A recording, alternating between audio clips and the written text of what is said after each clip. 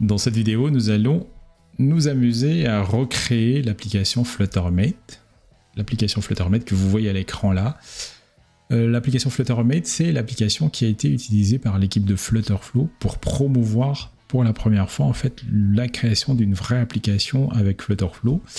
Donc cette version, elle est, il y a une version YouTube où ils font une démonstration de moins d'1 heure. Donc, ma version, elle sera un peu plus longue parce que je vais aller dans le détail dans chacune des étapes et puis je vais expliquer également chacune de mes étapes. Et juste pour faire une petite démo, donc hop, là vous avez la page de login. Donc, dans un premier temps, on va créer un compte. Bonjour @flutterflow.fr. On va mettre comme mot de passe 1, 2, 3, 4, 5, 6. On crée cet account. Donc une fois que j'ai créé mon compte, j'accède à cette page-là qui me permet de soit de chercher un artiste ou soit de cliquer sur un des départements qui sont là. Donc ce que je vais faire, on va chercher un artiste. Par exemple, Léonard de Vinci. Et je vais cliquer sur le bouton là. Et là, j'ai tous les résultats de Léonard de Vinci qui sont disponibles là, dans le musée métropolitain de Newark, je crois. Et si je clique par exemple sur allez, Henri II, le roi de France, j'ai le détail. Je vais mettre un mini comme ça. On voit un peu mieux. Non, on voit pas mieux. Et en dessous, je peux rajouter dans ma collection. Et une fois que j'ai rajouté dans ma collection, bah, il sera affiché dans ma collection. Et là, si je me déconnecte, là, je suis déconnecté. Si j'essaie de me connecter à salut, flutterflow.fr, qui n'est pas un vrai compte qui existe. Donc, si je dis sign in with email, j'ai un petit message d'erreur qui va s'afficher là, qui va dire attention, il n'y a pas de utilisateur correspondant à ce mail là. Et si je corrige avec bonjour @flutterflow.fr et je mets 1, 2, 3, 4, 5, 6, là je suis connecté tout à l'heure, comme tout à l'heure, et là il y a toute la mécanique qu'on a tout à l'heure qui existe toujours. Et si on clique sur le cœur qui est là, donc il y a toujours mon favori qui est l'Henri II, roi de France, qui existe toujours. Et si on refait la même étape, mais cette fois-ci en partant des listes de départements, donc on va prendre la peinture européenne, on va choisir une Madonna. Madonna, c'est pas une chanteuse. Et là, on va rajouter dans la liste de collection. Et là, maintenant, j'ai 2 éléments de ma collection. Allez, c'est parti.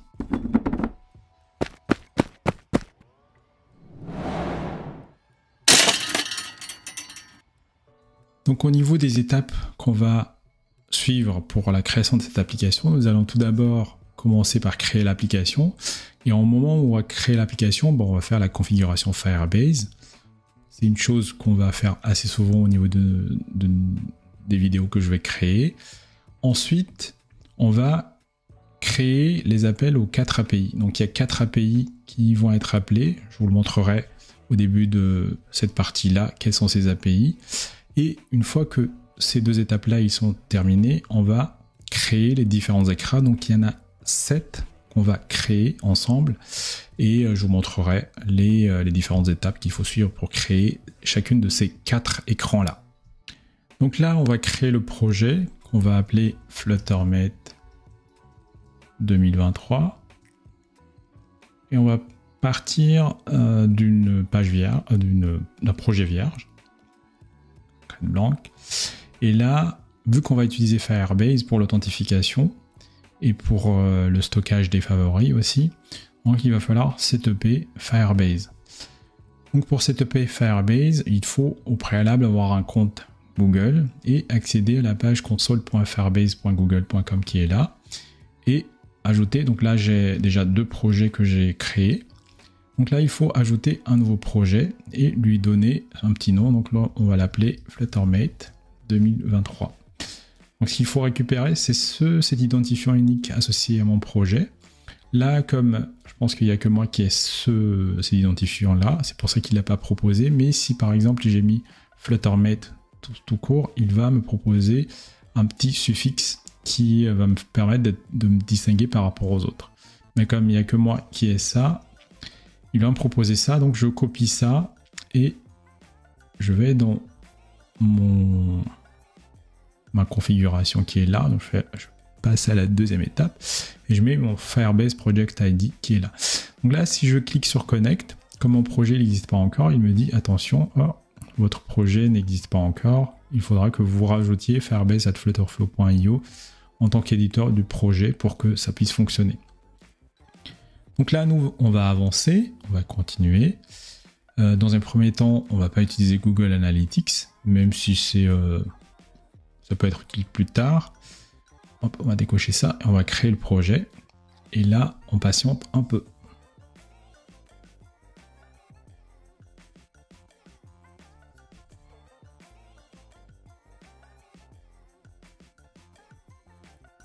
Donc là, notre projet est prêt. On clique sur Continuer.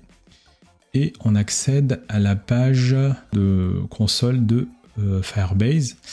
Et le faire, c'est cliquer sur le petit icône qui est là. On va cliquer sur Utilisateur et Autorisation. Donc là, je ne sais pas si vous vous rappelez du message de tout à l'heure, il a dit qu'il faut ajouter firebase@flutterflow.io en tant qu'éditeur. Là, c'est bon. Ajouter un membre. Et c'est pas suffisant parce qu'il faut également dans le paramètre autorisation avancée. Donc là, je vais me mettre en français qui va me permettre d'afficher je suis qui est là. Et donc, dans voir par mon dent, j'essaie de trouver la ligne correspondant à firebase@flutterflow.io et que j'édite. Et là, j'ajoute un autre rôle qui est Cloud Function Admin.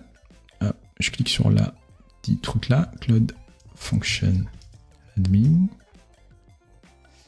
Et je rajoute un autre rôle qui est Service Account User. Donc, normalement, il ne s'affiche pas parmi les 3 premiers. Il doit être un peu plus en dessous. Et là, je sauvegarde. Et ça, une fois que c'est fait, je peux fermer cette fenêtre-là et revenir ici. Et ici, donc créer, en fait, vu qu'on va utiliser l'authentification par mail, on clique sur créer puis authentification. Et là, on clique sur commencer pour dire, là, c'est, comme vous voyez, authentifier et gérer l'utilisateur. Et là, je sélectionne uniquement fournisseur natif, c'est-à-dire adresse mail et mot de passe. Et j'active adresse email et mot de passe que j'enregistre.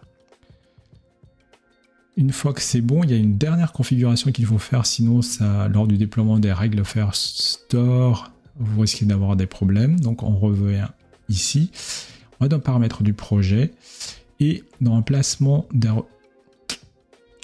des ressources GCP par défaut, il faut définir l'emplacement. Là, il va vous proposer soit US central, soit Europe. Comme nous sommes, en tout cas moi je suis en Europe, je vais sélectionner Europe de l'Ouest. Et donc je vais cliquer dessus. Il y a un petit temps d'attente, le temps que ça soit pris en compte.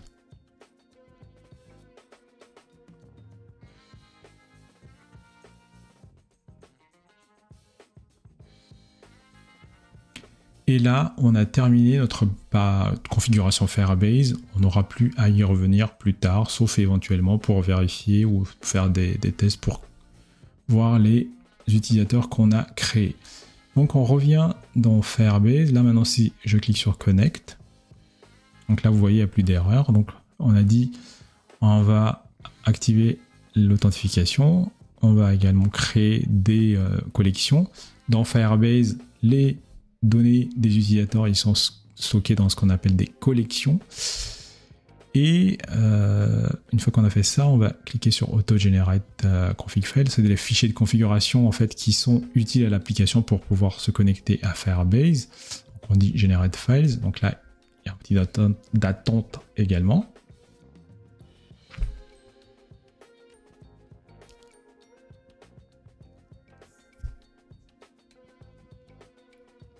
Et là, donc, lorsqu'on a coché l'activation de l'authentification, il va vous demander en fait quelle est votre page initiale et quelle est la page une fois que l'utilisateur est connecté. Donc la page de login et après la page juste après le login. Comme nous, on a parti d'une page vierge, pour accélérer les choses, on va sélectionner plutôt... on va partir à partir d'un thème. Après, on va le modifier. Hop, on va l'appeler login page. Et login page, on va suivre celui-là tout simplement. Ouais, on va partir sur un truc blanc. Search page, qui correspondait à ce qu'on a vu tout à l'heure en fait, à la page une fois qu'on est connecté. Et une fois que c'est fait, tout ça, on va commencer à builder et là on est prêt à démarrer. Donc là ce qu'on va faire pour cette application là, en fait on va faire appel à 4 API, mais je crois que pour la version gratuite on a droit qu'à 2 API. Donc si vous avez que la version gratuite, vous pouvez vous limiter uniquement à cette première partie là. Donc vous allez pouvoir implémenter uniquement le formulaire de recherche, puis avoir le résultat et puis voir le détail de l'art que vous avez sélectionné. Et sinon si vous avez la version payante, vous pouvez également rajouter ces deux-là, où vous pouvez vous exercer à faire les deux appels, mais dans 2 applications différentes. Donc le premier API, il va permettre de rechercher en fait une œuvre d'art. Donc c'est cette API là qui va être appelée lorsque votre utilisateur il va cliquer sur l'icône rechercher. Et après, une fois qu'on a les résultats, pour afficher le détail d'une œuvre d'art, c'est cette API là qui va être appelée. Juste un petit rappel pour le search art, donc il va prendre, on va créer une variable qui s'appelle Q pour pouvoir le valoriser dans le query param Q également. Pour la récupération de l'objet d'art, on va lui passer ça un pass param, c'est ce qu'on appelle un pass param, et on va le récupérer à partir d'une variable object ID qui est de type chaîne de caractères. Après, pour le get department, donc il n'y a pas de variable, il n'y a pas de paramètres non plus. Ça va nous permettre de récupérer tous les départements disponibles sur l'API Met. Donc Met Museum, je ne l'ai pas dit tout à l'heure, mais Met Museum, c'est le musée métropolitain qui se trouve à New York. Department Highlights, donc ça va être pareil, en fait ça va permettre de remonter la liste des œuvres d'art qui sont disponibles dans un département. Donc ça c'est l'appel le plus compliqué parce que il y a 3 variables avec 3 types différents, donc un entier, integer c'est entier, un booléen c'est une valeur qui peut prendre une valeur vraie ou faux, et enfin une chaîne de caractères Q. Donc on va commencer par créer chacune de ces API-là tout de suite. Pour configurer les appels aux différentes API, donc on va dans Connect et puis API Calls. Donc ici, il y a un bouton qui s'appelle Add, et là, en fait, on a deux possibilités, soit de créer un API group, ou soit de créer un API Call. Je ne sais pas si vous avez remarqué tout à l'heure quand j'ai présenté la liste des API, en fait ils ont tous le même chemin de base, donc c'est l'URL de base, comme par exemple pour accéder à Flutterflow, il y a ce chemin de base là, donc ces API là ils ont tous le même chemin de base que je vais coller tout à l'heure. Donc on va plutôt créer un API de groupe qui va correspondre à tous les API de Fluttermed, du musée fluttermed.io. Donc le groupe name, on va l'appeler Museum Met Museum API. Et l'URL de base, comme je disais tout à l'heure, ça correspond, je vais coller parce que hop, je suis quand même un flemmard, comment on sait. Et l'API de base, c'est https://collection-v1. Et vous allez voir tout à l'heure que tous les API, en fait, ils ont ça comme URL de base. Donc là, j'enregistre le groupe, je sauvegarde, donc c'est sauvegardé. Et là, après, je peux rajouter des API calls qui vont être à la racine de... qui vont pas être la racine, mais qui vont correspondre à ces appels-là. Donc la première qu'on va rajouter, c'est search art. Donc, ça, c'est le petit nom qu'on va nous permettre de récupérer. Donc c'est un get. Donc là, vous avez tous les méthodes d'appel à l'API REST, hein, mais dans notre cas d'exemple, on va faire que du get. Et au niveau du contexte path, c'est des search. Et on a dit, il y a qu'une seule variable à déclarer, donc une variable qu'on va appeler Q, qui est de type chaîne de caractères, et qui n'a pas de valeur par défaut. Et au niveau du query parameter, donc on va utiliser Q, et on a dit from variable, qui est Q également, et on rajoute l'appel. Le deuxième appel, donc ça c'est fini pour cette partie-là, donc le search art, maintenant il est affiché là.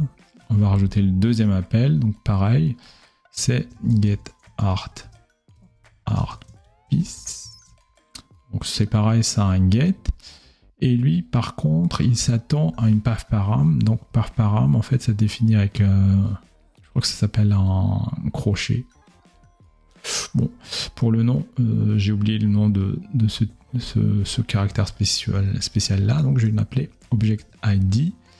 Attention, il faut que ça matche bien entre le nom que vous allez mettre là et lorsque vous allez déclarer votre variable. Donc add variable, object ID, qui va être également de type, on va mettre string, et on va cliquer sur add call. Donc là vous voyez search art get art piece, maintenant il s'est rajouté ici également.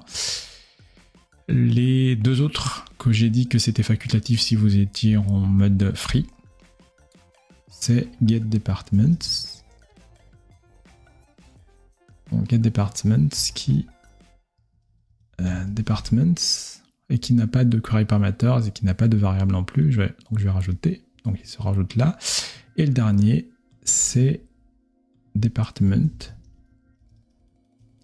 highlights, qui est un get également, et qui a en paramètre un search.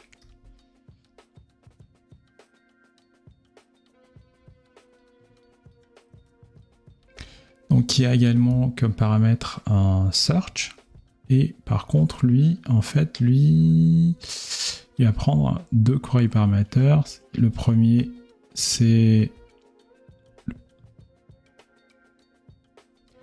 Le premier, on a dit, c'était department ID. Donc on va le déclarer sous forme de variable. Hop.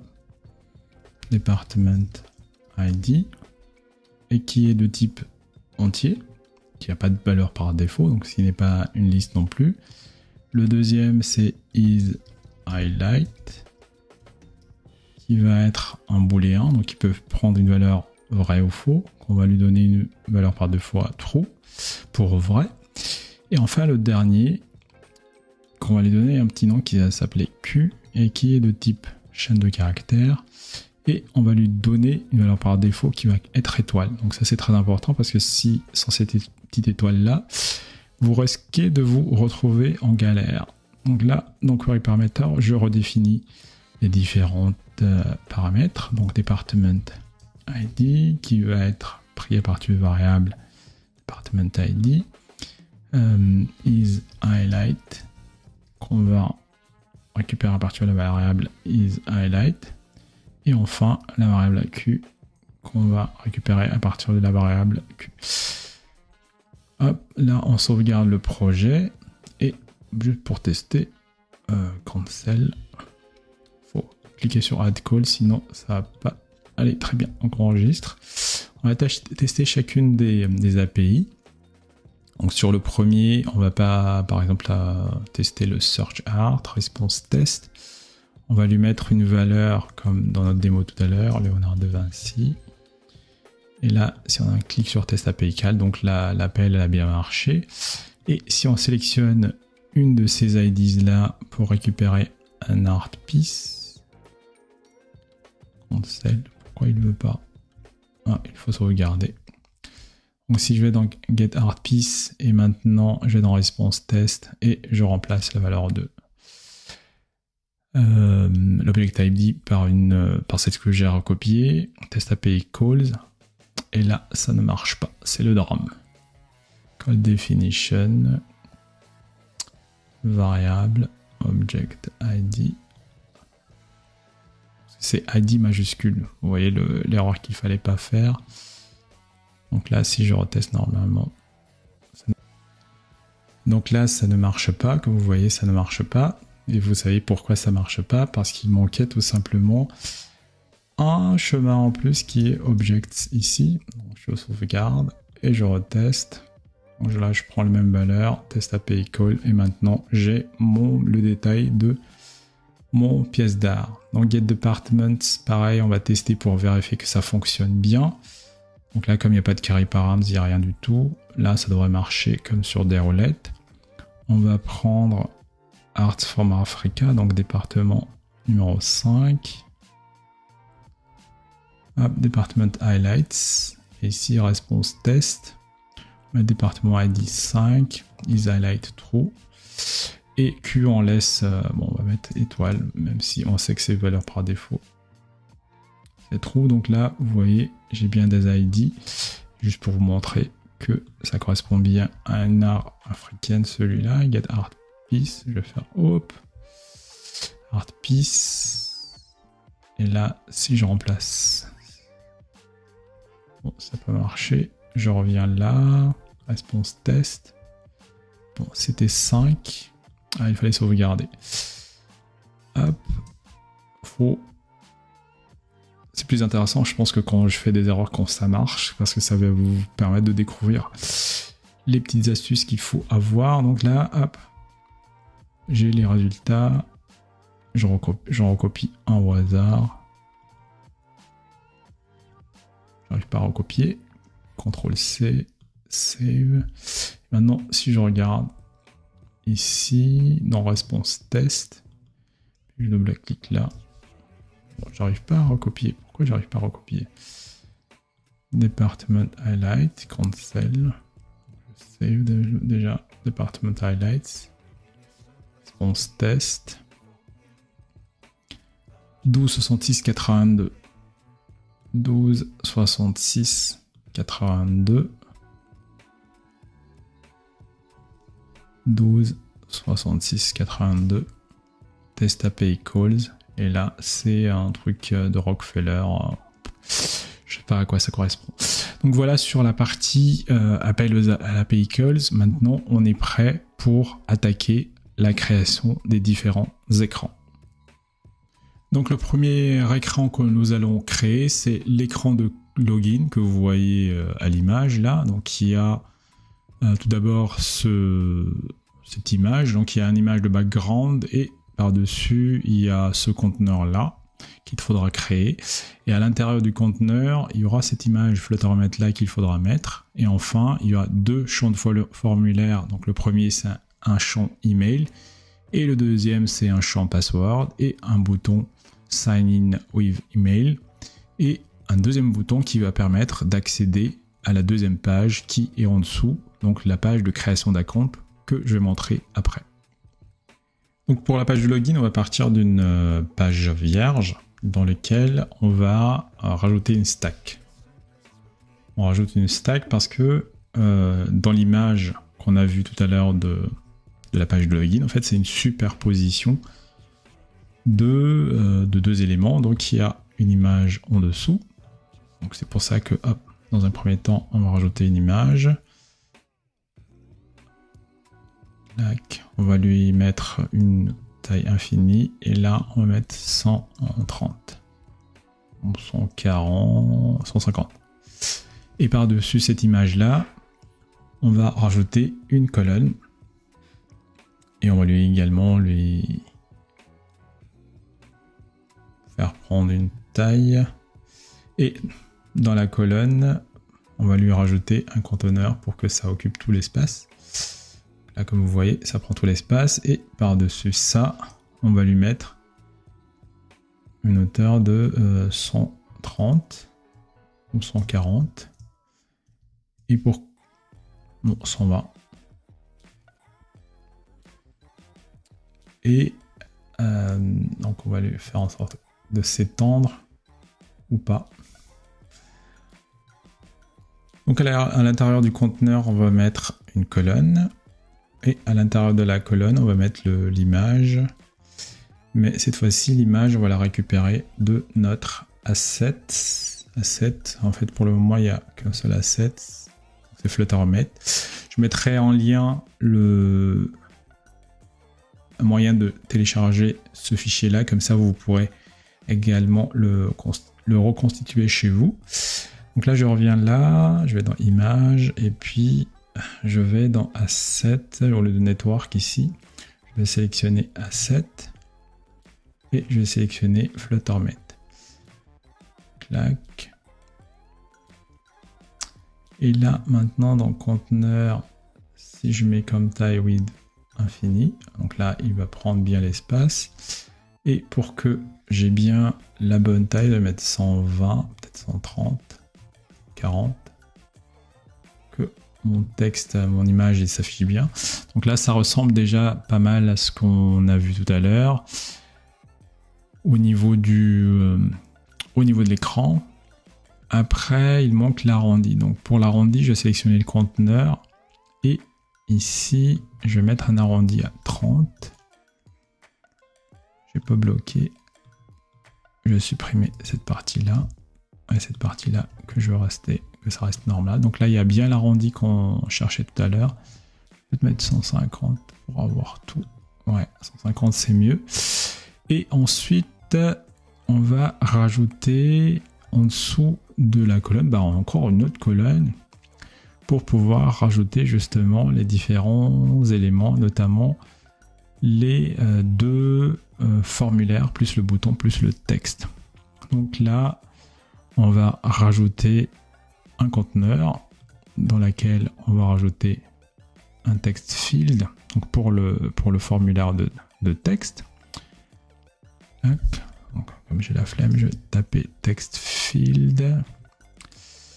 Et là, c'est un peu trop grand. On va déjà lui donner une autre couleur. Bon, déjà pour le conteneur principal, on va lui donner la couleur qui se rapproche le plus de notre page de login. Donc ça, c'est le conteneur principal qui est là. On va mettre, je crois que c'était un gris. Un gris assez bizarre, donc ouais, ça c'est pas mal ça. Et au niveau du conteneur ici, je pense que c'est pas du 60, mais ça, on va plus pour la hauteur, on va plus sur du 30. Et 30, on va lui mettre des arrondis, nos 30 partout. Hop. Oui, ce se rapproche de ce qu'on avait tout à l'heure. Peut-être mettre un peu plus. 40. Et puis pour la taille, on va plus aller vers du 300 ou du 200, c'est au choix. Ouais, 300, ça m'a l'air pas mal. Et par-dessus, on va mettre une hauteur de 8, de 16. C'est plus à ce niveau-là qu'il faut mettre. Au niveau de la colonne plutôt qu'au niveau du texte en lui-même. Donc on va mettre un 8. Et là, on avait dit, par rapport au text field, on va lui mettre un padding à gauche, droite. On va débloquer ça. Hop. Parce que ça, on n'en a pas besoin. On a cette partie-là. Donc 8. Même un peu plus, je vais encore un peu pousser un peu plus, je vais mettre du 16 et du 16. Et dans le submit text, on va remplacer par ce qui était prévu initialement, donc c'est email. après, pour le texte, ben, on peut choisir ce qu'on veut. Hein. Donc on va plutôt mettre un title large. Oh, c'est un peu trop grand. On va mettre un texte large. Je pense qu'on va customiser quelque chose de gris sombre pour que... Ouais, c'est un peu trop grand. On va prendre un font size 12 plutôt. Bon, il n'a pas pris. Font size 10. Pas pris non plus. Bon, allez, ouais, c'est là. Parce que c'est là. Je me suis trompé, c'est bien dans le hit text qu'il fallait. Là, si je décoche, ouais, non, custom. Pour faire custom. Pour customiser. Et là, je vais mettre medium. Medium, c'est trop petit. Title small. Et après, mettre quelque chose de plus au niveau de la couleur qui me plaît pas trop. Donc, je vais mettre plutôt accent 2. Bon, ça se rapproche. Et après, je vais dupliquer la colonne.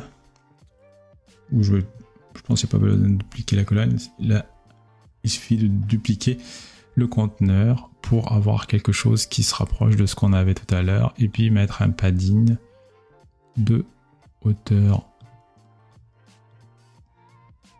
8. Pour que on ait le même truc que tout à l'heure. Et ici, email, à la place de email, on va mettre mot de passe.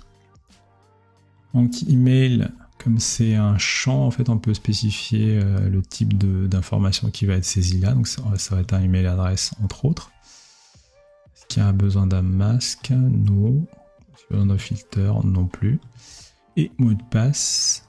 Lui, on va lui... Donc c'est un texte, mais c'est un... Visible password. Et je crois qu'il y a une propriété qui permet de rajouter les icônes à la fin. Pour dire l'icône de fin, ça va être un... Oh, c'était dans mot de passe...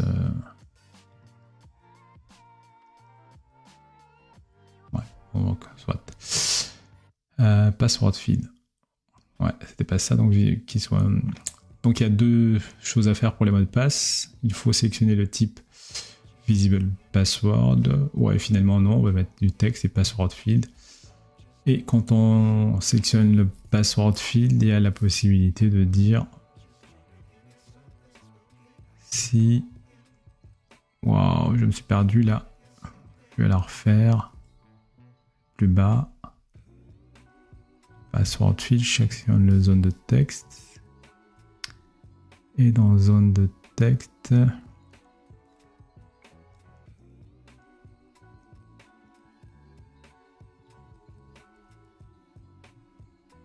additional properties, password field,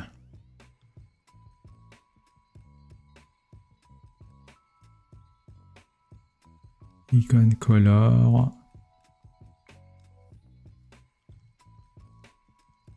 du noir, et après icon size,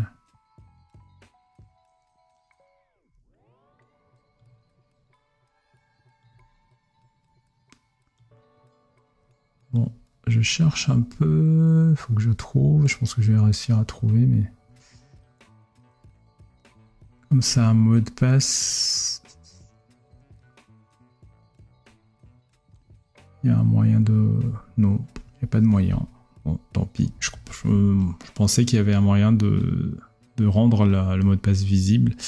Et à la fin, donc on a maintenant nos deux zones de texte. Et à la fin, on a un bouton. Bon, un bouton, mais qu'on va écrire sous forme de texte. Et hop, le texte en question, il va permettre de créer un compte. Donc on va lui mettre un padding en haut de 8 également.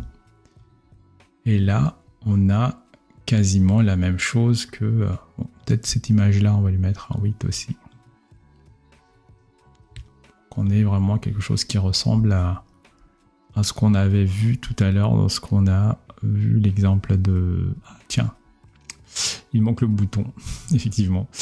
Donc le bouton, on va le rajouter, button, et on va remonter au-dessus, cancel, hop, bouton, mettre en hauteur de 8, un padding pardon, de 8, et la taille de celui-là, on a dit c'est 300, donc on va s'aligner avec les autres, 300, et on va lui donner une forme arrondie.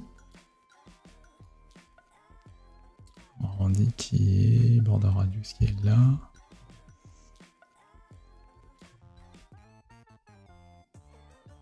On va mettre du 30 aussi, comme ça, ce sera pas pareil que les autres. Et ici, on va lui mettre une couleur en noir. Et on va lui mettre un texte par-dessus qu'on va mettre login, s'authentifier plutôt.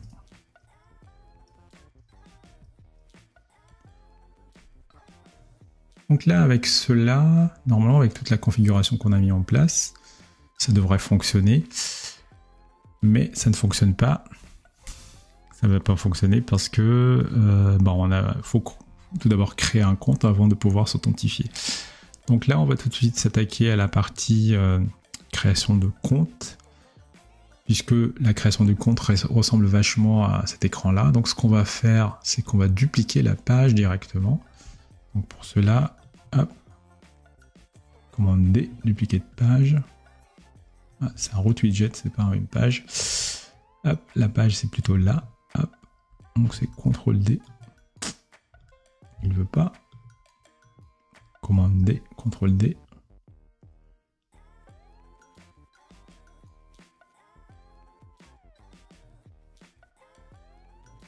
Page. Commande D.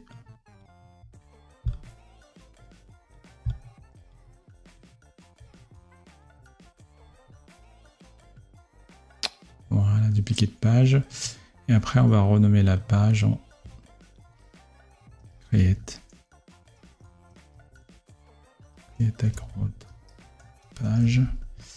Et une fois qu'on a ça, hop, on va supprimer ce lien-là. Et celui-là, bon, peut-être on va garder quand même.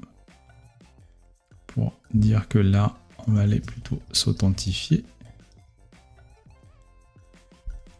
Et ici, on va remplacer par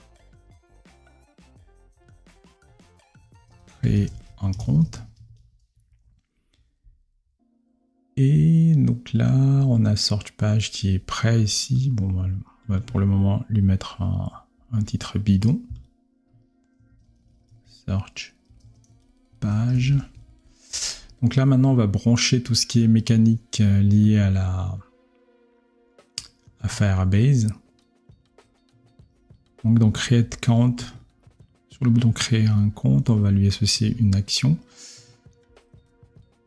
qui va être l'action Firebase Authentication, donc Create Account. Donc, je vais ouvrir l'action Flow Editor et dans Create Account, en fait, on va sélectionner l'email provider. Comme on a configuré qu'à la partie email, ici on peut sélectionner que email. Et là, il faudra sélectionner le field. Donc là, c'est pour ça que c'est bien de nommer chacune de... C'est une bonne pratique de nommer vos widgets pour qu'ils soient facilement identifiables. Donc là, je vais fermer l'éditeur d'action et je vais donner un petit nom à chacun de mes widgets. Celui-là, je vais le nommer email, create account, et celui-là, password, create account. Là, c'est bon maintenant. Hop, je reviens là et je roule l'éditeur d'action. Et là, text field email create account, text field password create account. Bon, là, pour le moment, comme ils n'ont pas mis le confirm password sur la démo, je vais pas faire pareil. Et là, je pense que c'est tout bon. Donc sur s'authentifier, je vais rajouter une action qui me permet de revenir dans la page de login. Et je vais revenir maintenant dans la page de login pour rajouter sur le create account, activer plutôt les liens qui permettra d'accéder à la page de création de compte. Là c'est bon. Et après, sur le bouton s'authentifier, je vais rajouter une action qui me permet de m'authentifier. Donc j'ai sélectionné Firebase Authentication et j'ai sélectionné Login. Et pareil que tout à l'heure, je vais tout d'abord renommer ça text field email login.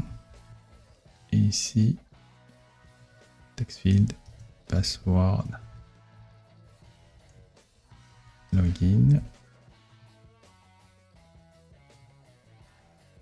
Donc là maintenant, je vais pouvoir tester pour vérifier que tout fonctionne bien et que j'accède à tous les pages que j'ai configurées. Là, il me dit no action must be provided. Donc là, en fait, j'ai oublié de sélectionner email et puis de citer text email field et text password field et d'enregistrer. Donc là, je ferme et normalement, j'ai plus d'erreur. Normalement, il y a l'erreur first row must be deployed. Je clique par-dessus. Et là, hop, not deployed, comme vous voyez. Et là, il faut cliquer sur deploy. Et là, j'ai le fameux problème set default GCP resource location. Bon, on va revenir ici. Hop, paramètres généraux. Parce que je suis toujours authentifié. Cloud messaging. Paramètres généraux. Et là, je vais refaire deploy. Alors, j'ai essayé de déployer Firestore's Rules à plusieurs reprises, mais ça ne fonctionne toujours pas. Et en fait, le problème, c'est que j'ai configuré mon projet Firebase Cloud Firestore en mode data store.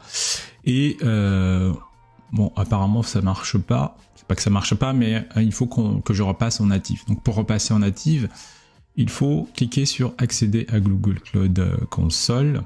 Donc là, vous allez accéder à cette page-là. Et là, tant que vous n'avez pas encore de données dans votre base de données, vous pouvez retourner en mode native. Là, si vous cliquez sur Switch Modes, hop. Donc là, maintenant, j'ai fermé. Et si je reviens ici, dans Firestore Database, là, vous voyez que maintenant, j'ai ma base de données qui est créée. Hop. Donc là, je vais fermer la règle. Données. Donc là, maintenant, si je reviens dans Flutterflow, que je déploie, normalement, ça devrait marcher. Yes. Donc si ça marche, c'est qu'il y a ce pop-up là qui s'affiche. Donc je clique sur Deploy Now. Et là, il part en in progress. Donc là, on peut reprendre le test qu'on a voulu faire hier. Donc là, je relance mon test.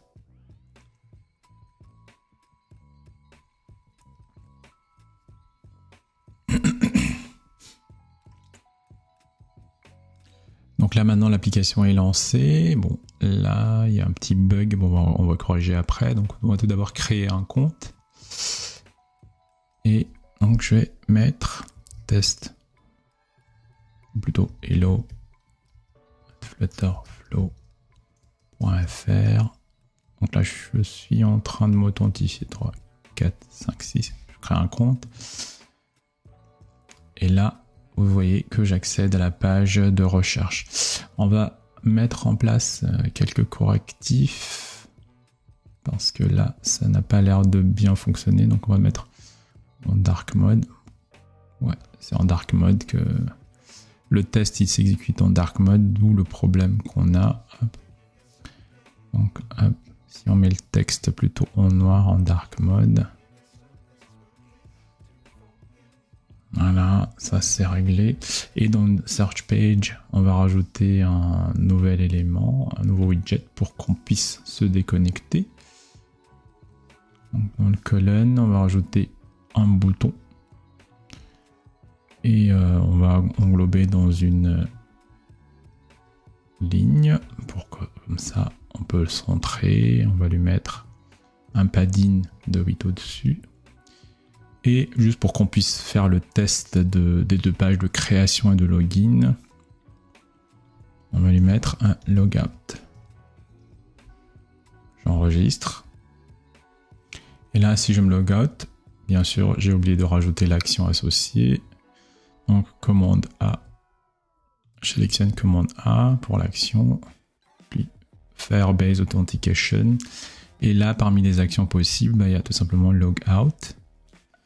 Donc, hop, j'ouvre quand même pour valider que c'est bien logout. J'enregistre. Et j'ai mon logout qui me permet d'accéder à la page d'authentification. Là, si je mets rien, là, il va râler, il va dire l'adresse email est mal formatée.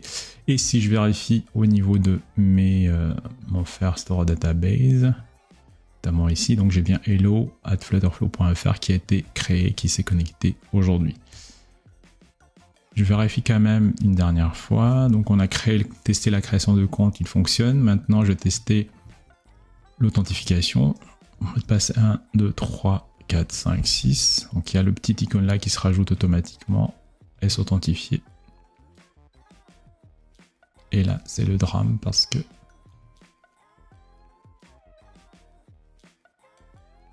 voilà. Je refais hello@flutterflow.fr 1, 2, 3, 4, 5, 6. S'authentifier. Et voilà. Donc logout. Donc là, on a terminé la partie création de compte et login et logout. Maintenant, on va faire vraiment le contenu de l'application, c'est-à-dire appeler les API REST de MuseumMet et puis faire les différentes actions, notamment rechercher, sélectionner une pièce d'artiste et puis l'ajouter dans le favori de l'utilisateur. Donc là, ce qu'on va faire maintenant, c'est qu'on va créer la page d'accueil, donc celle auquel va accéder l'utilisateur de votre application une fois qu'elle est connectée. Aujourd'hui, on a cette page-là qui est assez simple et on va reproduire la page de FlutterMet. On va supprimer tout déjà dans un premier temps. Donc ce qu'on va faire, on va rajouter une colonne. Vous allez comprendre après pourquoi je fais ça, dans laquelle on va rajouter une stack et dans laquelle on va rajouter une image et à l'intérieur de laquelle on va rajouter une grid view. Et le grid view, on va l'englober dans une colonne. Donc là, ça m'a l'air pas mal du tout. Au niveau de la stack, donc il y a l'image et par-dessus, juste en dessous de l'image, il y a une autre image. On va remonter. Hop, il veut bien. Ouais, c'est bon. Donc cette image-là, ça va être l'image A7. L'image qui va correspondre au logo. Pour l'image qui est là, déjà, on va le mettre en infini. Comme ça. Il va se mettre là. Et qu'est-ce qui manque? Donc il y a le logo. On va mettre peut-être un peu plus au niveau de la taille. Ouais, comme ça, on le voit bien. Bon, j'aurais aimé avoir une autre image, mais bon, tant pis. Un peu plus blanche. Donc là, il y a l'image. Puis par-dessus, juste en dessous de l'image, il y a un texte qui dit Your place searching art. La place où vous cherchez.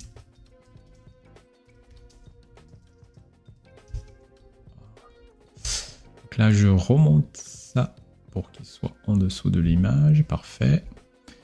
Et juste en dessous, il y aura les deux éléments. En fait, le formulaire qui permet de rechercher. Donc là, je vais le faire là pour le moment avec une icône button. On va englober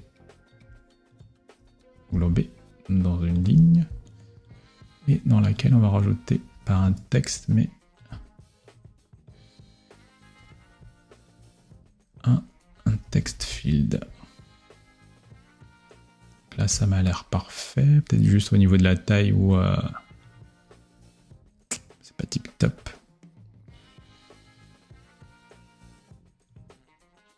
Ah, là, il n'a pas aimé ce que je viens de faire. Le conteneur. Je vais lui donner une taille. Ouais, je pense que c'est pour ça qu'il a craché depuis tout à l'heure. Donc le conteneur, on va lui mettre une hauteur de infini. Ouais. Plutôt. Et la colonne qui est là, c'est qui est en dessous, on va lui mettre un espace de 20 à gauche. 20 à droite. Et puis ici, on va mettre un petit 30. Comme ça, ce conteneur-là, quand je vais le remonter, en fait, c'est le formulaire. Juste le remonter là. Faire un petit hop. Je sais pas si vous vous rappelez qu'il y a un petit superposition comme cela. Je vais le sélectionner, mais je vais revenir sur la grille du view. Hop. Petite astuce, ne pas tout de suite supprimer, mais mettre un chiffre. Et là, on a bien tout ce qu'il faut. Et là, on va rajouter au niveau de la grille du view une carte dans laquelle on va rajouter un texte.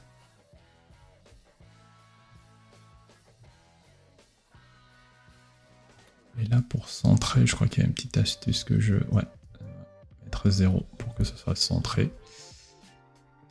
Et la carte, bon, on va quand même lui mettre un petit espacement 8, 10 et 10. Voilà. Donc ça, on peut le remplacer par un vrai icône de recherche. Search. Et ça, on peut lui donner un petit arrondi. On va dire un petit 15. Comme arrondi. Je me suis trompé. Si, c'est bien celui-là. Ouais, non, c'est celui-là. 15.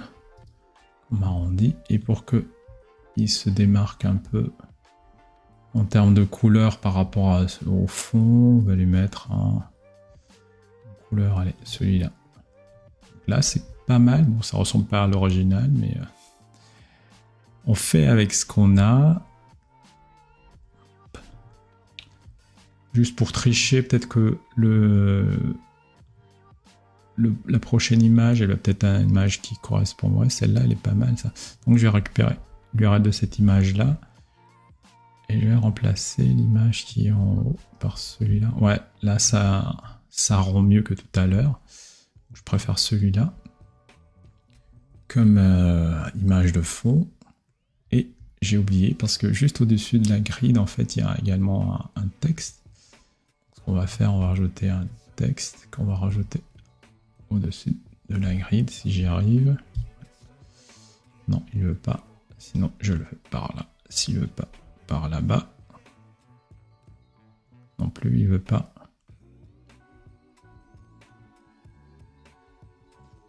Sinon, je vais tirer la grille. Voilà.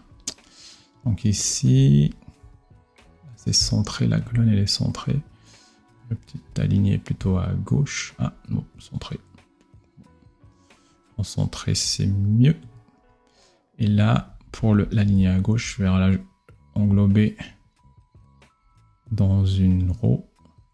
Et puis je vais mettre le titre qui est au niveau de la ligne. Bon, finalement, je vais pas mettre le titre, mais je vais mettre un espacement. Et pour le titre, mettre Museum Departments. Donc c'est pas mal en termes d'interface.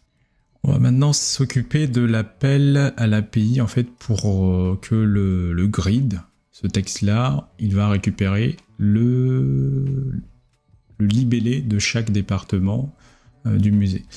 Mais avant tout cela, on va regarder le bug qu'on a. Donc il y a Hot Page Setup. Ah, il dit que login Hot Page. Ok, donc on va remettre Search Page pour corriger ça.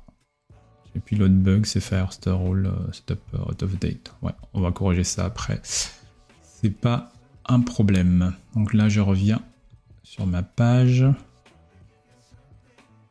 Ici, donc au niveau du grid view, on va faire appel à un backend. Donc le backend qu'on va appeler, c'est le backend qui permet de récupérer la liste des départements.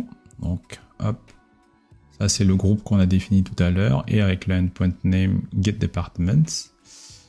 Et dans l'edit API call, donc en fait le getDepartments, on va revérifier ensemble. Là je vais confirmer tout d'abord. Mais on va revérifier ensemble, le getDepartments, il ne prend pas de paramètres. La response test, il n'y a pas de paramètres, donc ça c'est tout bon. Donc je reviens ici, donc là on a défini l'appel on backend, et on va définir en fait une variable qui va récupérer le résultat de cet appel à backend là. Donc là on va l'appeler departments. On va prendre 30 au maximum. Et ici, c'était le getDepartmentResponse qui correspond à notre appel de tout à l'heure. Et là, on peut récupérer departments. On peut faire comme ça. Et il faut faire confirme. Et là, vous avez toujours cette message là pour vous dire que en fait, il va générer des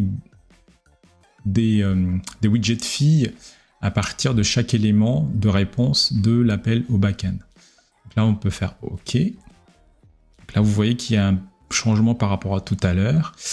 Et je vais quand même revérifier l'appel à l'API getDepartments pour m'assurer que c'est bien departments.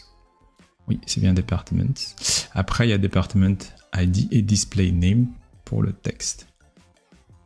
Je reviens au niveau de ma page. Moi, je teste tout le temps pour être sûr de ne pas me louper au moment de le faire. Donc là, maintenant, je vais au niveau de mon texte. Et mon texte, en fait, je vais récupérer à partir de department item qui correspond à chaque élément correspondant à la réponse que j'ai configurée dans les widget feed de tout à l'heure. Donc là, je fais un JSON path. Et là, ce qui m'intéresse, c'est d'afficher le nom du libellé. Là, que j'enregistre. Et puis, je vais tester pour valider que ça fonctionne bien.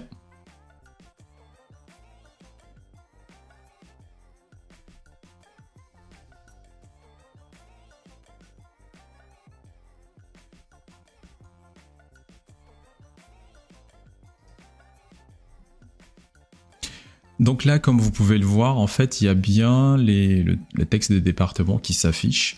Donc l'étape suivante, après, c'est de cliquer sur ce lien-là pour accéder à une page intermédiaire qui va lister tous les pièces d'art qui sont dans chacune de ces départements-là.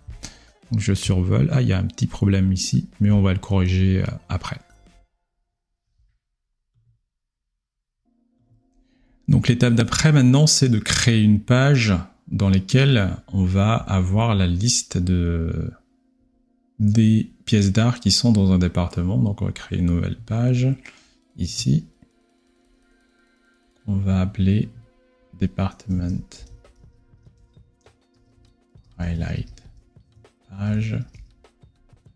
Créer.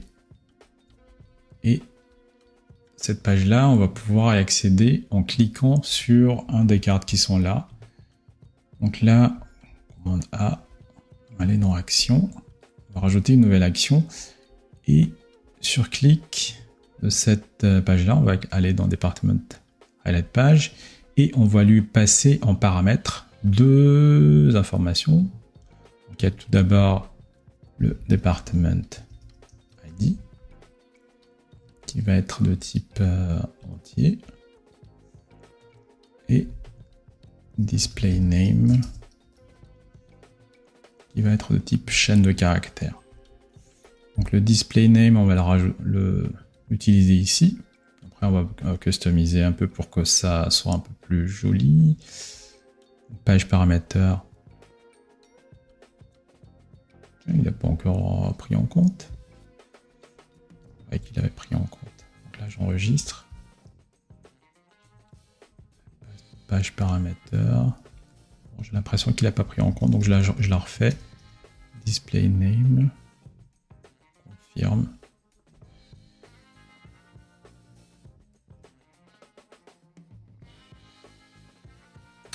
Ouais, confirme. On dirait comme default value. Et là, je vais retester pour vérifier que ça fonctionne bien. Donc, faire un instant reload.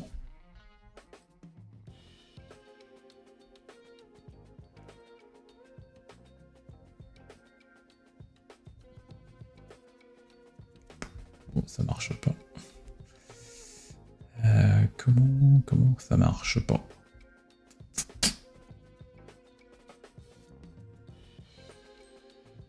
Je vais repasser sur le Department Highlight Page.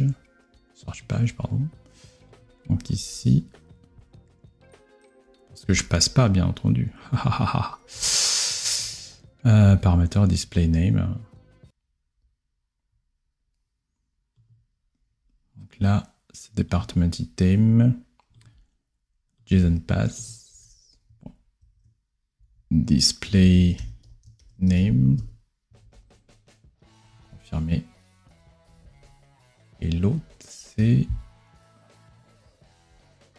add parameter department ID. Et lui, ça va être de type integer. Confirme. Je vais lui passer department ID qu'on va récupérer. Bien sûr, comme tout à l'heure, des department item. On va transformer par JSON Path, Department ID. Donc là, je confirme. Et là, maintenant, si je vais dans Department Highlight, juste pour vérifier, clac, on va l'éditer. Donc il y a bien Display Name maintenant. Et si je confirme, si j'enregistre, je fais un instant reload.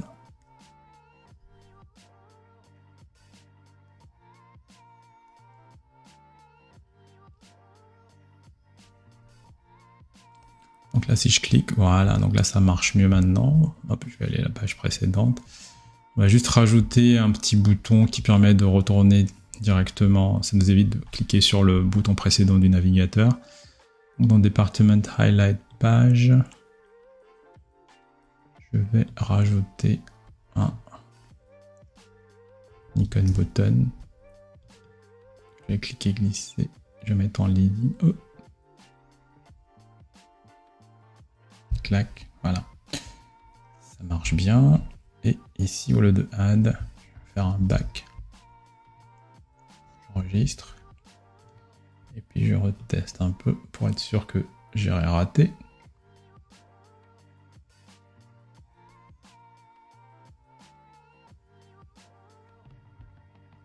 L'ancien, voilà. Ouais, si, j'ai oublié de... Bien entendu, j'ai oublié à quoi servait le bouton. Donc je crée une action qui est Navigate Back. Donc là, j'enregistre. Puis Instant Reload.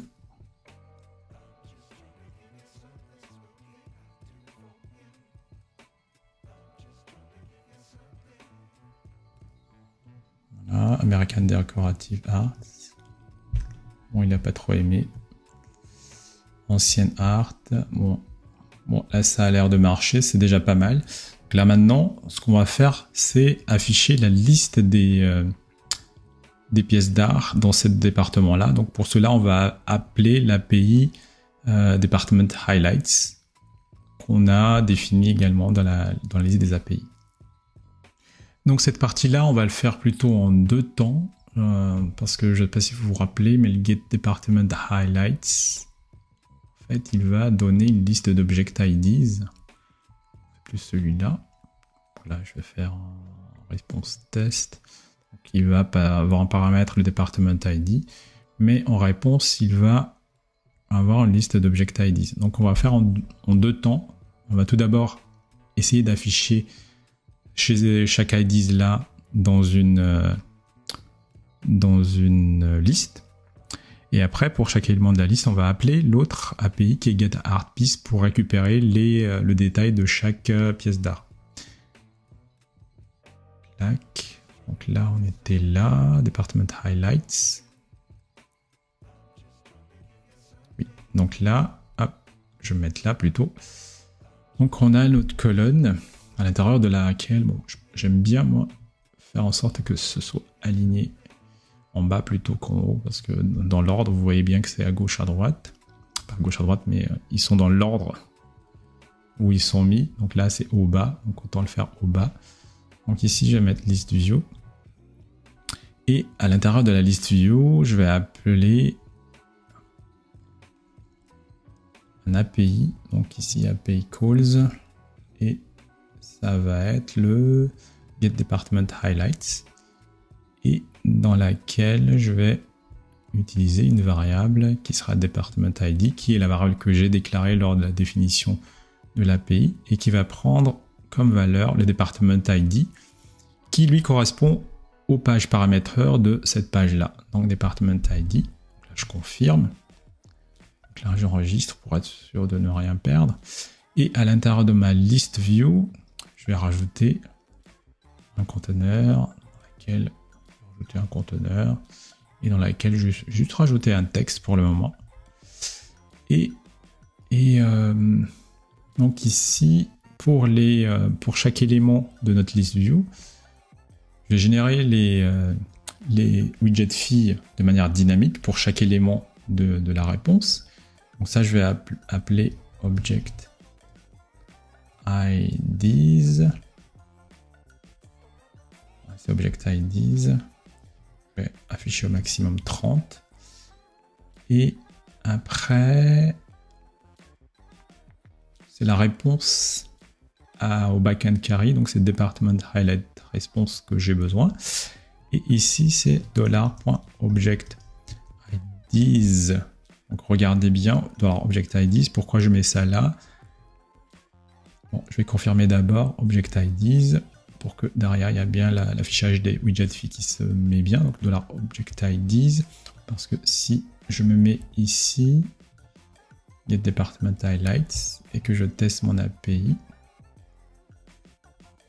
j'ai bien object IDs dans la réponse à l'appel à l'API.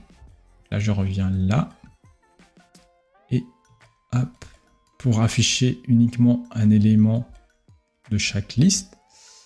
Donc, hop, object_time, je fais pas de transformation. Et comme c'est juste un tableau d'entier, je fais confirme. Et là, si je teste, il me reste encore du temps. Ouais, il me reste encore du temps.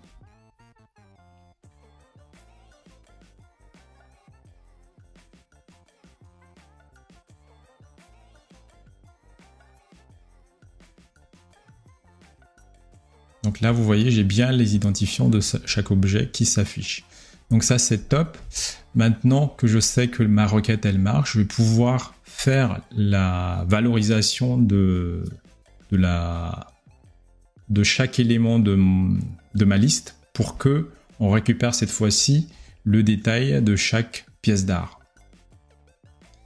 Donc là, on est capable maintenant de récupérer la liste des object IDs dans un département.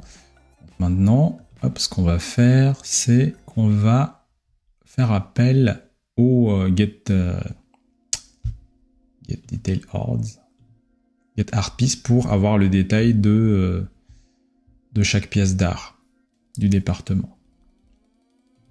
Donc, juste un petit rappel comment ça marche. Je prends un object ID en paramètre et ça donne ces informations-là en retour. Donc je reviens au niveau de l'arborescence de widget. Et au niveau de l'arborescence de widget, je vais ajouter un appel à background query. Et ce que je veux appeler cette fois-ci, c'est getArtPiece, et dans laquelle je vais setter l'object ID. Et en valeur,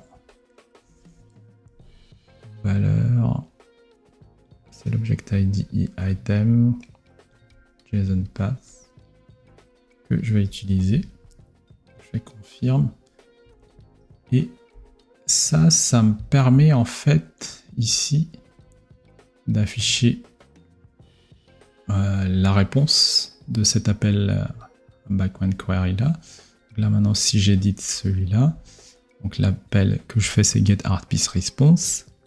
Et là maintenant, je peux afficher par exemple le $.title que je confirme. Je reteste pour confirmer que ça fonctionne bien.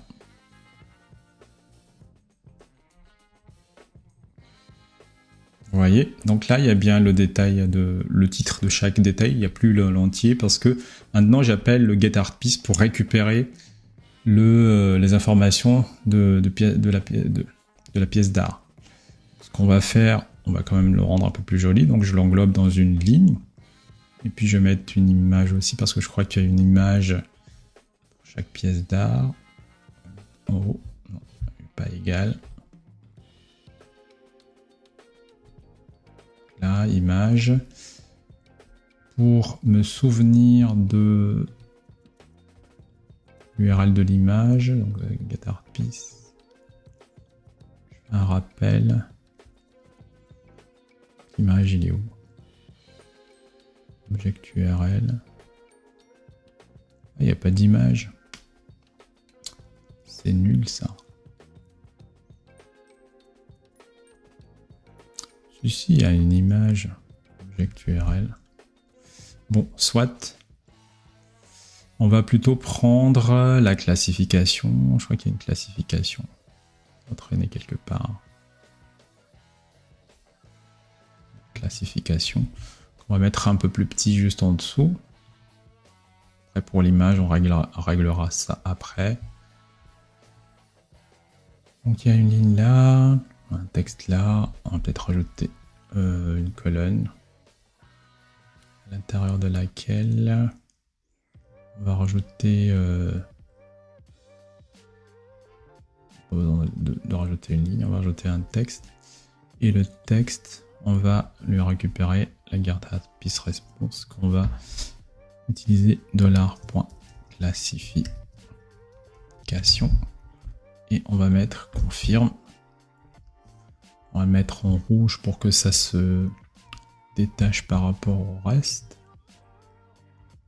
Text color, on va le mettre en rouge. On va mettre un petit aliment à gauche. Et puis un petit padding de 8 là. La hauteur, elle m'arrange pas trop, ouais, c'est à cause de l'image. On va lui mettre un padding de 20. 8. Et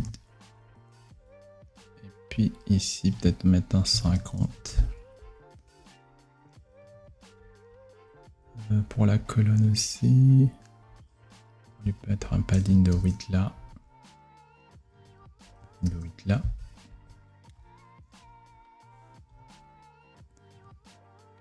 Voilà, pour la colonne, on va peut-être le centrer au milieu.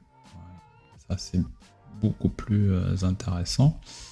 Et là, j'ai quand même testé pour voir ce que ça donne en rendu.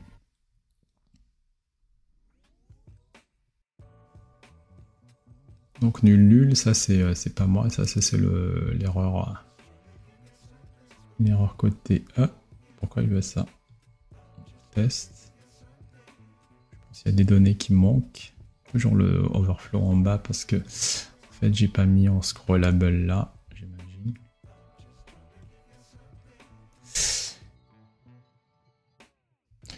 Donc là vous voyez que j'ai mis le scrollable au niveau de la colonne. Donc ce scrollable là. Donc normalement on devrait plus avoir le problème d'overflow ici. Pour le problème d'image qui s'affiche pas, je vais utiliser une méthode de Sioux. En fait la méthode elle va être toute simple. Donc là, hop, là on va bien garder cette valeur là. Donc là je suis en train de copier, je fais un cancel. Et puis on va remplacer par une assets. Et on va mettre l'image FlutterMate qui est là. Et après ça, je vais remettre Network. Et là, j'enregistre. Et en enregistrant maintenant, si on refait une nouvelle session, je referme. Si on refait une nouvelle session,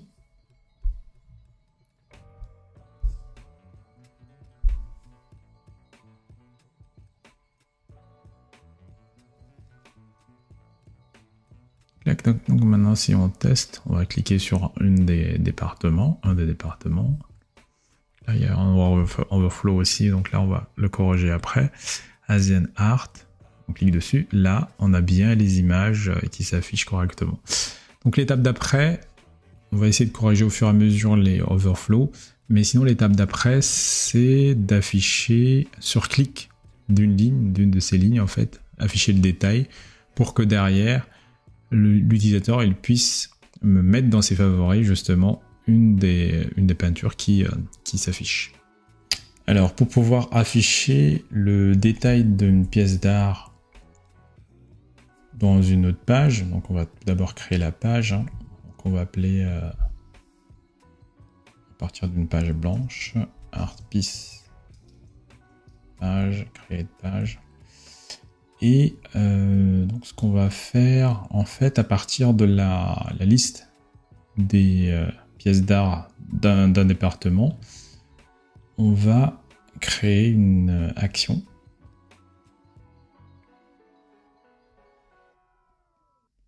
Est-ce que c'est sur le colonne qu'on le fait? Est-ce que c'est sur l'image? Ouais, peut-être sur le conteneur. On peut le mettre sur le conteneur directement. Où on dit que si jamais on clique dessus, ben on va aller vers Art Piece Page. Et là, on peut lui passer en paramètre le Art Piece qui va être de type JSON parce qu'on va passer toute la liste de JSON dans la réponse de l'appel à l'API getArtPiece. Là, on fait confirme. Et là, quand on fait pass, donc on va récupérer, comme je l'ai dit tout à l'heure, getArtPieceResponse et on lui fait rien. Comme ça, tout est passé de l'autre côté. Là, j'enregistre. Maintenant, on va avoir accès à $title, $classification, etc., etc. Donc, on va vérifier ça. Si je reviens dans la page ArtPiece pour l'arborescence. L'arborescence des pages. Maintenant, si vous êtes dans l'arborescence de widget, et si je mets ici que je vais récupérer ArtPiece paramètre et que je vais faire une transformation JSON et que je vais récupérer le title que j'enregistre, je confirme. Et si je fais un petit instant reload,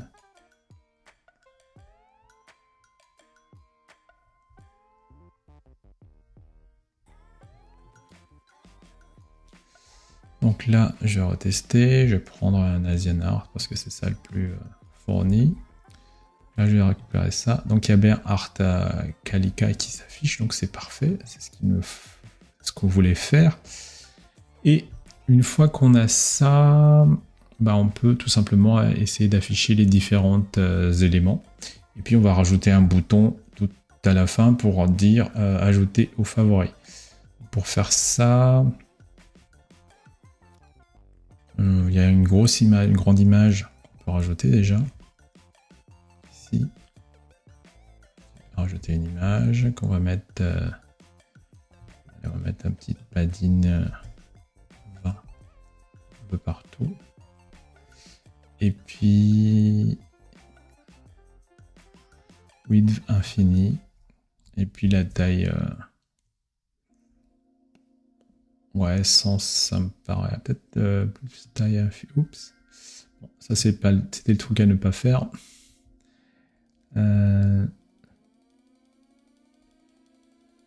Ouais. La taille, on va peut-être mettre à 400. Comme ça, ce sera parfait. Et là, ce qu'on veut afficher, c'est l'image en grand. Donc généralement, l'image en grand, c'est... On va vérifier au niveau de l'API. Donc au niveau de l'API, si on vérifie, normalement c'est primary image. Dans le cas de cet exemple-là, il n'y a pas d'image, mais ce qui va permettre d'afficher une image en grand, c'est primary image.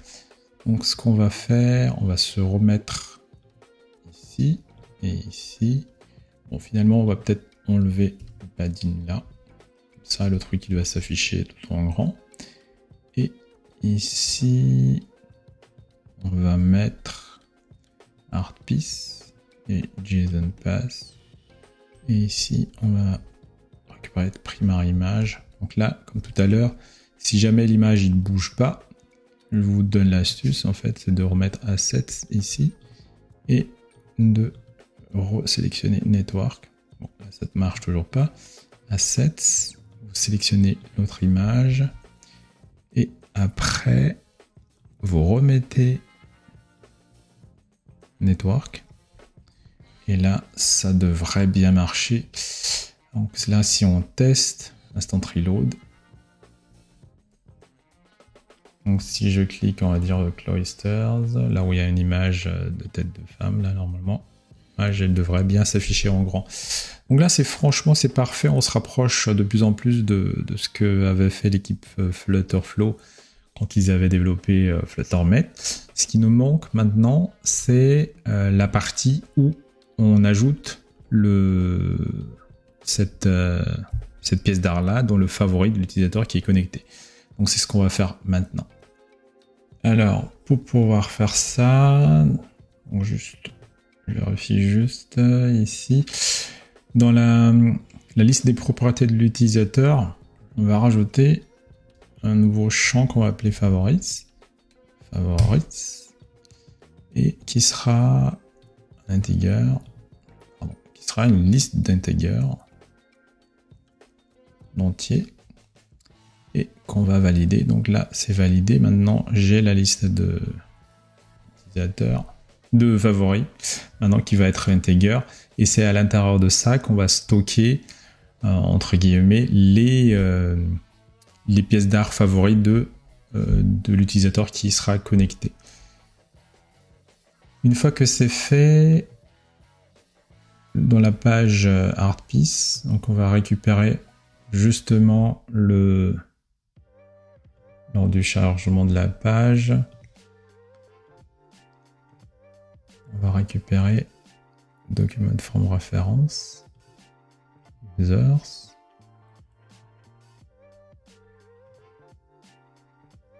faire confirme, et une fois qu'on a ça, en fait, on peut rajouter un bouton ici. Bouton. On va appeler, mais on va mettre un libellé.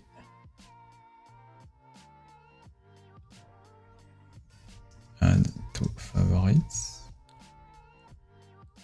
Ils ont mis un petit cœur, mais bon. Bon, allez, on se motive pour ajouter un petit cœur. Non, on va laisser comme ça. Et une fois que ça c'est fait, on lui ajoute une action. Donc l'action, ça va faire en 2 temps.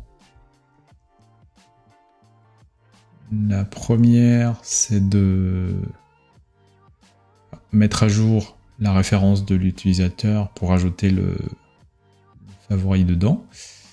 Et la deuxième, c'est de naviguer vers l'autre page qu'on va appeler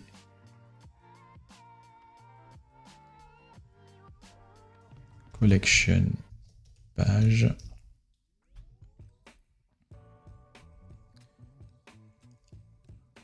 Donc ici, ouais, on va mettre my collection. Et ici, on peut rajouter également un petit bouton de logout. Comme ça permettra à l'utilisateur de se déconnecter si jamais il a envie de se déconnecter une fois qu'il sera arrivé à cette étape. Donc, on va rajouter un widget ou un texte. Ou un texte. Hop. On va mettre là.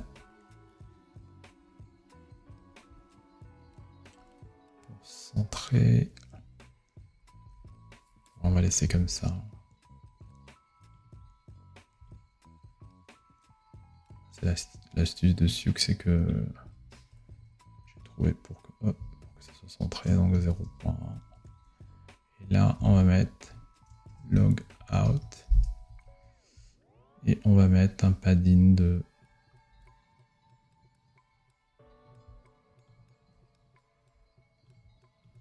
8 à droite. Et là, on va mettre une action pour dire maintenant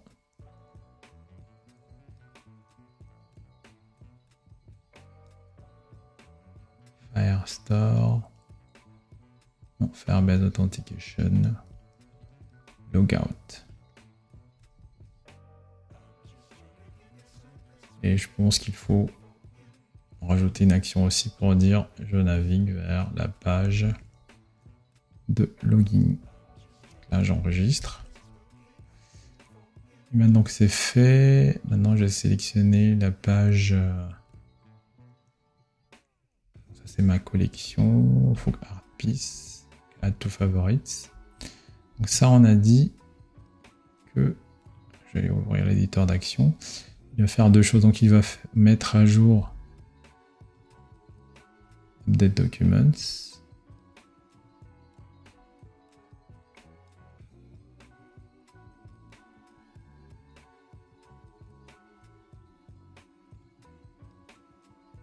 Userref. Non, je pense que ça marche pas comme ça. Add to Favorites. Si, ça marche comme ça. Set field.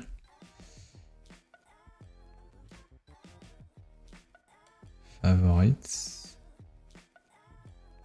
Add to set. Donc là, c'est $object. Non, c'est pas spécifié, c'est from variable. Piece. $.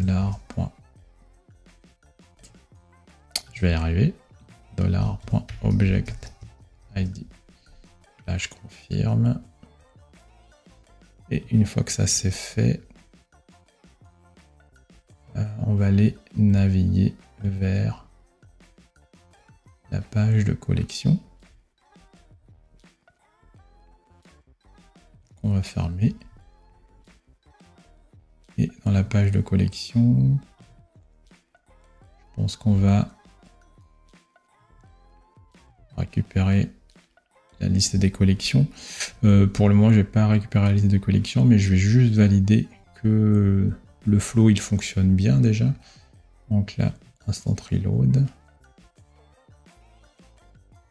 Pardon, il y a un problème. Ah, il y a peut-être.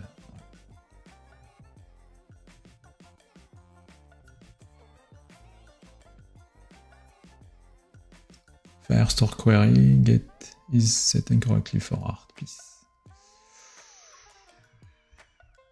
Alors là, on va aller dans Firestore.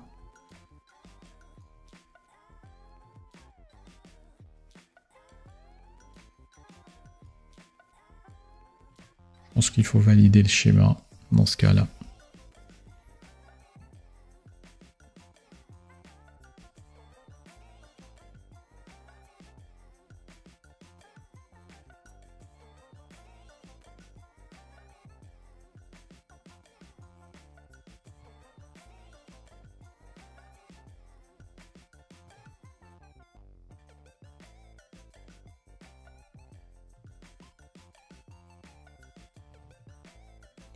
Donc ces documents en référence get is incorrectly set for art piece. J'imagine.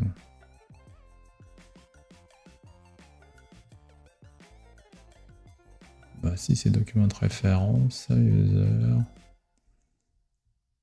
Ah c'est authenticated user référence. Confirme, j'enregistre. Voilà, donc c'était ça son problème. Et maintenant, je vais relancer.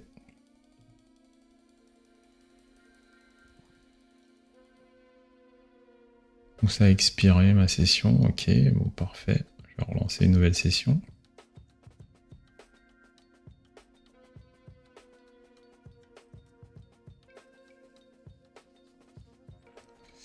Donc là, On va retester. La Zen Art, il est peut-être pas mal. Là, je vais cliquer là. Là, si je clique sur Add to Favorites, donc là, je vais là, c'est normal, il ne se passe rien. Je vais vérifier au niveau de mon utilisateur.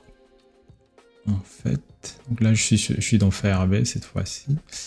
Et là, je vais vérifier. Donc, il y a Favorites, donc il est bien. Donc, ça, c'est bien exécuté comme il faut. Juste pour être sûr que si je rajoute un autre aussi, ça fonctionne bien. Page précédente, page précédente. On va rajouter également celui-là. Add to Favorites. Et si je vérifie ici, donc là il y en a bien deux, donc c'est parfait. Donc au niveau de notre page de favoris, maintenant, on va, donc je sélectionne ma page de collection, page de favoris. Et ici, je vais rajouter une... En fait, ce que je vais faire plutôt, je vais récupérer la référence de l'utilisateur. Background query, qui va me permettre de... document from référence, qui va me permettre de récupérer. Donc ça, c'est comme tout à l'heure, authenticate user, user référence, confirme, confirme. Et là, donc là, j'ai mon user maintenant. Et ici, ce que je veux faire, c'est afficher la liste des favoris de l'utilisateur déjà dans un premier temps. Donc ce qu'on va faire, c'est que on va générer une dynamique avec favorites. On va récupérer à partir de user document, favorites, confirme. Et là, si je confirme, normalement, il va me dire oui, vas-y quoi. Donc là, si je rajoute un texte en dessous, pour dire je veux afficher le... Comme c'est une liste directement, favorite item.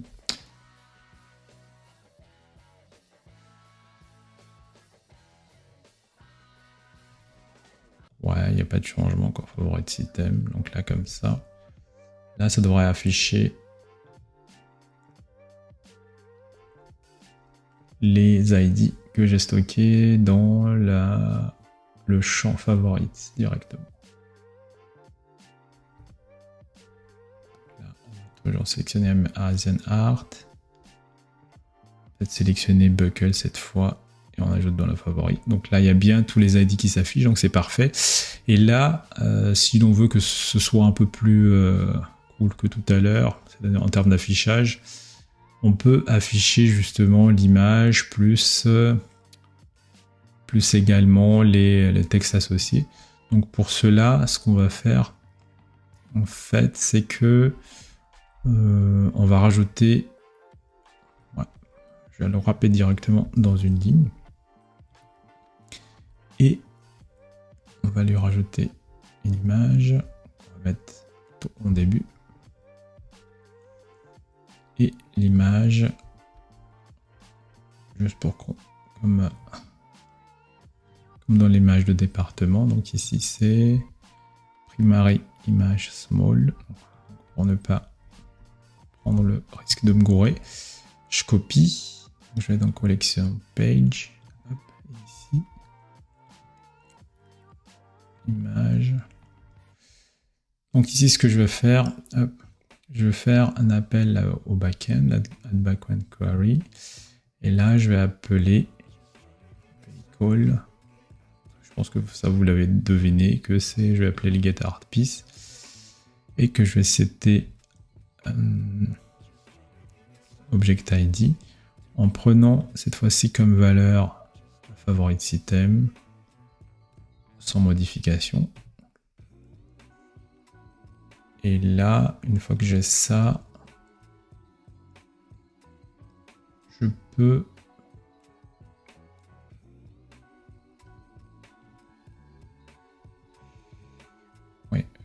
peux récupérer get art piece response ici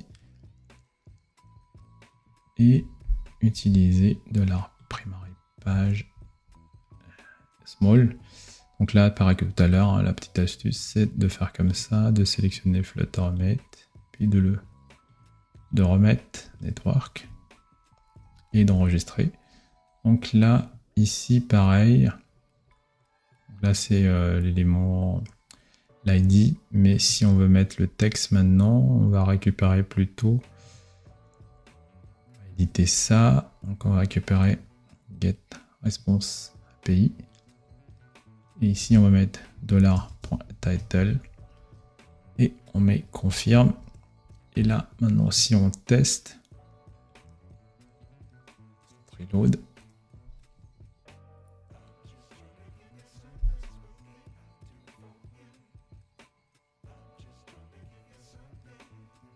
là, je vais cliquer sur The Closer. Ouais, on va regarder cette vitraille. On l'ajoute dans la favori. Et là, comme vous voyez, il y a bien les favoris qui s'affichent. Et si je me déconnecte, et que je me reconnecte, hello at Flutterflow. On va faire 1, 2, 3, 4, 5, 6. Je m'authentifie. Je vais prendre Art of Africa. Je vais prendre un autre. American Decorative. Prendre Sconce, je vais la rajouter dans mes favoris. Et là, vous voyez bien qu'il y a mes favoris. Je pense qu'on est allé au bout de cette vidéo. Elle est déjà suffisamment longue. Pour la partie où on utilise le zone de texte formulaire, je vous laisse faire vous-même, ce sera un bon exercice. Et toujours, n'oubliez pas de liker la vidéo si vous avez aimé et de vous abonner. Merci.